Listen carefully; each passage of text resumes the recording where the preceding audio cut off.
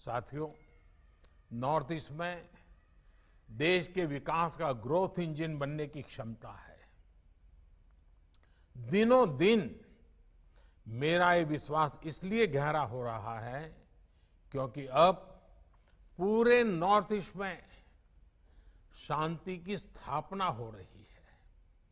जहां से पहले सिर्फ नेगेटिव खबरें ही आती थी, वहां अब पीस, प्रोग्रेस और प्रॉस्पेरिटी का मंत्र गूंज रहा है। एक तरफ जहां मणिपुर में ब्लॉकेड इतिहास का हिस्सा बन चुका है, और अभी हमारे मुख्यमंत्री जी कह रहे थे, मैं भी मेरी तरफ से नॉर्थ ईस्ट के नागरिकों का, विशेष करके मणिपुर के नागरिकों का हृदय से अभिनंदन करता हूं कि आपने हमें साथ दिया, मेरे शब्दों को ताकत दी और आज ब्लॉकेड बीते हुए कल की बात बन गई। वहीं असम में दशकों से चला आ रहा हिंसा का दौर थम गया है। त्रिपुरा और मिजोरम में भी युवाओं ने हिंसा के रास्ते को त्याग किया है। अब ब्रू रियांग शरणार्थी एक बेहतर जीवन की ओर बढ़ रहे हैं। साथियों, बेहतर इंफ्रास्ट्रक्चर, कनेक्टिविटी और शांति, जब ये तीनों चीजें बढ़ती हैं तो इंडस्ट्री के लिए, इन्वेस्टमेंट के लिए संभावनाएं अनेक गुना बढ़ जाती है।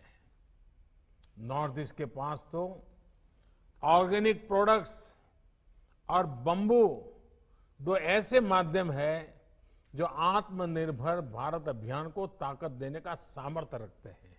और मैं आज जब यहां आपसे बात कर रहा हूं तो मैं नॉर्थ ईस्ट के किसान भाई बहनों से विशेष बात करना चाहता हूं। मैं लगातार कहता आया हूं कि नॉर्थ ईस्ट ऑर्गेनिक कैपिटल देश का बन सकता है। आज मैं एक और बात कहना चाहता हूं। पिछले दिन कुछ मुझे वैज्ञानिकों से मिलना हुआ, कृषि वैज्ञानिकों से मिलना हुआ, कृषि अर्थशास्त्रियों से मिलना हुआ। उन्होंने एक मजेदार बात बताई। उन्होंने कहा कि हमारे नॉर्थ ईस्ट में किसान अगर पामोलिन की खेती पर चले जाएं तो देश को और नॉर्थ ईस्ट को और वहां के किसानों को बहुत बड़ी मदद मिल सकती है। आज पामोलिन तेल, पामोलिन ऑयल, उसका हिंदुस्तान में एश्योर्ड मार्केट है।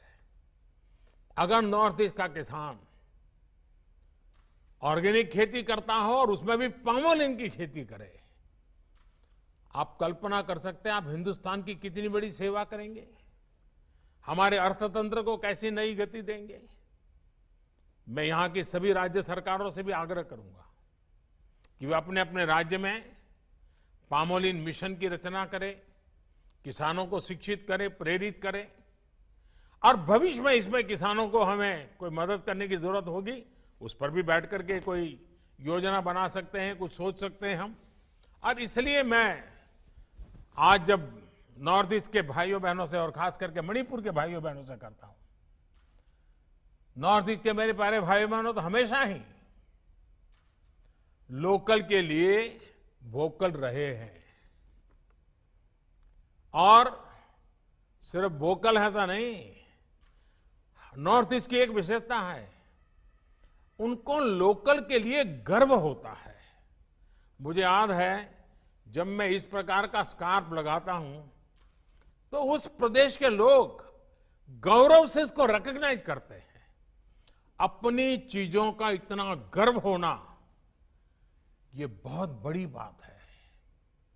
और इसलिए नॉर्थ ईस्ट को ये समझाना कि लोकल के लिए वोकल बनो, शायद मुझे लगता है कि मुझे नहीं करना चाहिए, क्योंकि आप तो उससे भी 4 कदम आगे हैं।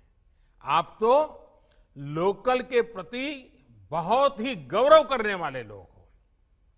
आप अभिमान फील करते हो, हाँ ये हमारा है, और यही तो ताकत होती है।